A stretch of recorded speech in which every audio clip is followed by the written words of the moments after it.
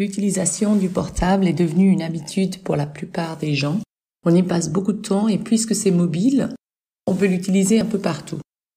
Jusqu'ici, on connaissait les règles de l'interdiction d'utiliser le portable quand on prend l'avion, dans certains lieux fermés et bien sûr au volant, pour une question de sécurité routière. Pourtant, à Yamato, une ville japonaise de la banlieue de Tokyo, ça va même plus loin. L'utilisation du portable y est interdite quand on marche dans la rue. C'est une première au Japon. Une étude faite en 2014 aurait démontré que le champ de vision d'un piéton qui a les yeux rivés sur son écran diminue de 95%. De plus, le nombre d'utilisateurs de smartphones est en augmentation, ainsi que le nombre d'accidents.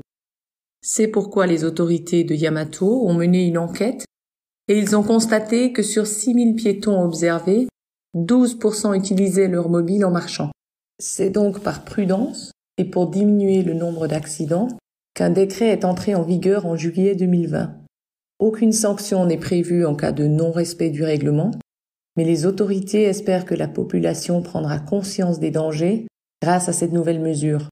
Le maire de la ville espère que la population percevra ce comportement comme mewaku, ce qui est considéré comme une nuisance aux autres dans la culture nippone. Ces piétons qui sont accros à leur portable, on les appelle des smombies, une contraction de smartphone et zombie. Le problème est connu dans beaucoup de pays, et principalement dans les grandes villes.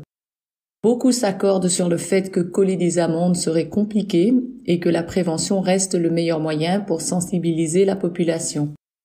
D'ailleurs, en Corée du Sud, une ville avait installé des lumières scintillantes et des faisceaux lumineux au croisement pour alerter les piétons qui étaient sur leur portable.